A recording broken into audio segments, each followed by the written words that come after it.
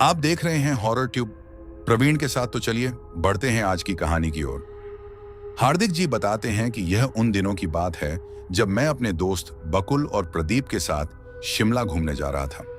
हमने अचानक ही शिमला घूमने का प्लान बनाया, तत्काल में ट्रेन टिकट बुक किया और फटाफट रेलवे स्टेशन पहुंचे।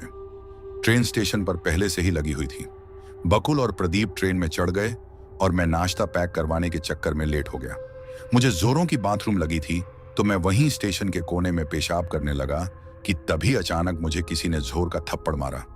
तभी नाश्ते का पैकेट हवा में उछलकर नीचे गिर गया। मैंने आसपास देखा तो वहां कोई नहीं था, पर मैं जिस पत्थर पर पेशाब कर रहा था उसे धुआं निकलने लगा।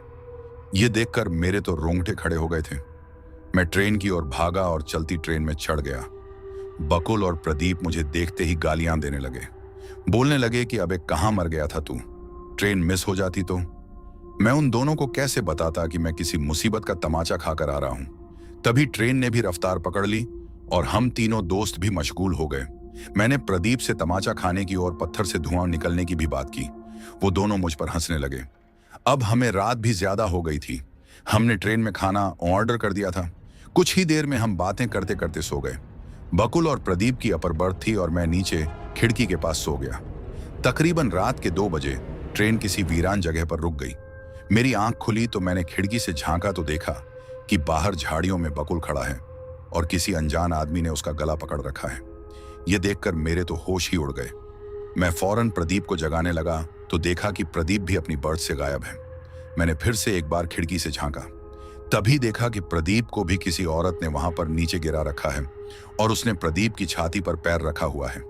यह देखकर मैं अपने दोस्तों की मदद के लिए फौरन ट्रेन से उतरकर भागा और तभी अचानक बकुल और प्रदीप वहां से गायब हो गए। तभी एक आदमी और एक औरत मेरे पास आकर खड़े हो गए। मेरे पास आते ही मैं उनके चेहरे देखकर डर गया और मेरा हलक एकदम से सूख गया, जिस वजह से मेरी आवाज भी नहीं निकल रही थी। मैं झटपटाते हुए नीचे गिर गया। उन दोनों के चेहरे बहुत ही भयानक थे, जिस वजह से मेरे हाथ पैर भी अब काम नहीं कर रहे थे। तभी उन दोनों ने मेरा हाथ पकड़ा और मुझे खींचते हुए जंगल की ओर ले जाने लगे और कहने लगे कि यह तुमने अच्छा नहीं किया, तुमने हमारी जगह पर पेशाब करके उसे गंदा कर दिया। मैंने उनसे माफी मांगने की बहुत कोशिश की, मगर मेरी आवाज ही नहीं निकल रही थी। अब मैं यही सोच रहा था कि मैं इनसे कैसे बचूं। मैं कर भी क्या सकता था। मैं लाचार होकर झटपटा रहा था और मेरी जीने की उम्मीद भी अब खत्म हो रही थी। मेरी आंखों से आंसू बहे जा रहे थे और वो दोनों मुझे घसीटे जा रहे थे। मैंने बोलने की बहुत कोशिश की कि मैं उन्हें कैसे भी बता सकूं कि मैंने यह जानबूझकर नहीं किया, मुझे छोड़ दो। कि तभी मुझ पर एक टॉर्च की रोशनी पड़ी। वो टॉर्च की रोशनी ट्रेन की बोगी से आ रही थी। वो रोशनी पड़ते ही पता नहीं वो आदमी और औरत कहां गायब हो गए। मैं झट से वहां से भागा और ट्रेन में चढ़ गया। ट्रेन में आने के बाद मैंने देखा कि बोगी में ट्रेन गार्ड था।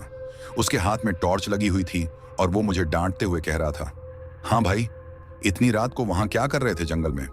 डर की वजह से मैं उसके सवालों का जवाब भी नहीं दे पा रहा था। मैं सिर्फ चुपचाप सुनता रहा और हाथ जोड़ते हुए माफी मांगने लगा और सीधे जाकर अपनी बर्थ पर जाकर बैठ गया। तभी देखते ही देखते ट्रेन भी वहां से चलने लगी थी। मैं डर के मारे यही सोच रहा था कि बकुल और प्रदीप गए तो गए कहां। मैं डर के मारे कांप रहा था कि थोड़ी ही देर में मेरी नजर खिड़की के बाहर गई। तभी मैंने देखा कि वही आदमी और वही औरत ट्रेन के साथ साथ चल रहे हैं। यह देखकर मैं बहुत जोर से चीखा और रोने लगा।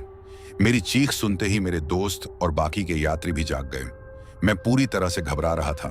तभी प्रदीप और बकुल ने कहा, अबे क्या हुआ तुझे, सब ठीक तो है ना। मैंने खिड़की की ओर इशारा करते हुए कहा तो वहां पर कोई नहीं था। मुझे घबराता देख मेरे दोनों दोस्त समझ चुके थे कि जरूर कुछ गड़बड़ है, लिहाजा वो दोनों मेरे साथ ही बैठ गए और रात भर जागते रहे। सुबह होते ही हम शिमला पहुंचे। वहां जाकर मैंने सारी बात बकुल और प्रदीप को बताई तो उन्होंने बताया कि वो दोनों तो अपनी ही बर्थ पर थे और हम दोनों सो रहे थे। जरूर तुझे आंखों का धोखा हुआ होगा। ये बोलकर उन्होंने मुझे शांत कराया और फिर शिमला घूमने लगे। शिमला घूमने के बाद हम लोग बस से घर आए। घर आते ही मैंने सारी बातें घर वालों को बताई तो घर वालों ने मुझे डांटते हुए कहा, तुमने यह सही नहीं किया, तुम्हें वहां पेशाब नहीं करना था। यह बोलकर पापा ने मुझे उनके साथ चलने को कहा। उसी जगह पर जहां मैंने पेशाब किया था वहां पहुंचकर हमने गलती की माफी मांगी और पानी की बाल्टी से उस जगह को साफ किया और हमने मन ही मन प्रार्थना की भगवान तुम्हें जल्दी शांति दे। उसके बाद मुझे वो आत्मा फिर कभी नहीं दिखी। फिर ऐसी गलती मैंने कभी नहीं की। तो दोस्तों, आज की कहानी में बस इतना ही। कहानी आपको पसंद आई हो तो चैनल को सब्सक्राइब करें और वीडियो को लाइक और शेयर करें और कमेंट में बताओ आगे आपके लिए कैसे वीडियो लाऊं।